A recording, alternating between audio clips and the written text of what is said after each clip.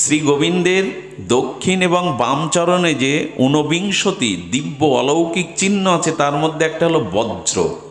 কি আছে মা, শুনছো তো তোমরা? গোবিন্দের চরণে বজ্র চিহ্ন আছে। তো তোমার এই কমল চরণ, যেখানে ফুলের উপরেও পদবিন্যাস করতে গেলে ফুলগুলো কষ্ট পায়, সেই চরণে প্রভু বজ্র চিহ্ন রেখেছো কেন? গোবিন্দের ভগবান চেনা যায় চরণে, আর সাধু চেনা যায় মরণে।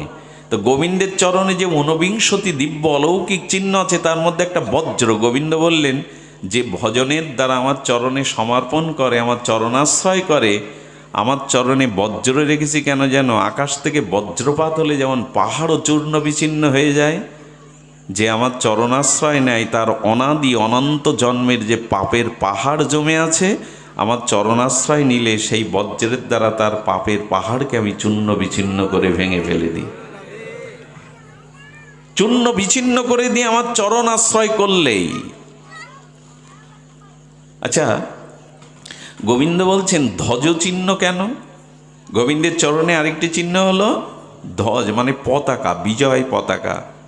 বললেন, দেখো, জন্ম মৃত্যু জরাব্যাধি কাল কবলিত অভিশাপে তুমি সারাটা জীবন পরাজয় হয়েছে, শান্তি পাওনি, নিজের উদ্ধার করতে পারোনি, এই জগৎ জন্মে মনুষ্য জন্ম পেয়েও নিজের ফসলটা ঘরে তুলতে পারোনি প্রেম ভক্তি। কিন্তু আমার চরণে শরণাগতিতে যদি আশ্রয় নাও, আমি চির প্রেম ভক্তির বিজয় পতাকা নিজেই তুলে দেব, আমার ধ্বজ আমি তুলে দেব। পৃথিবীতে যশ গান কার হয়?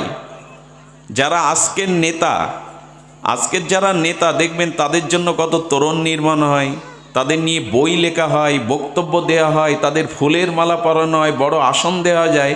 আজকের যিনি মন্ত্রী, আজকের যিনি নেতা, আগামী দিনে ক্ষমতায় যদি তিনি না থাকেন, এই সম্মান তাকে দেবে তো লোক? বরঞ্চ অনেক পুরাতন নেতাকে এখন জেলে পোরা হচ্ছে, সে যে দেশেই হোক। তাহলে আজকের যে সম্মান পাচ্ছেন, নেতা হয়ে চেয়ারে বসেছেন, আগামী দিনে ক্ষমতা হারালে আপনাকে এই সম্মানটা টেনে অনেকের নামাবে। তো শাস্ত্র বলছেন, গোবিন্দ বললেন, যে আমার চরণে আশ্রয় নেয়, আমার চরণে সমর্পিত হয়, তাকে আর নেতাদের মতো কেউ টেনে নামাবে না। তার বিজয় গৌরব আমি চিরদিনের মতো তুলে ধরবো, বিজয় পতাকা আমি তুলে ধরবো, ধ্বজ তুলে ধরবো। জগতে কাদের ইতিহাসে কজনের নাম লেখা আছে? কজন ইতিহাসের মানুষকে মনে করে? একদিন যারা ইতিহাসে রাজা মহারাজার সম্রাট পিস্তাউলে, তাদের নাম মুখস্থ আছে তোমাদের? কি হলো তোমার সম্রাট? একটা কথা প্রায় মনে পড়ে, পৃথিবীর সপ্তম আশ্চর্যের মধ্যে ভারতবর্ষে একটি আশ্চর্য বস্তু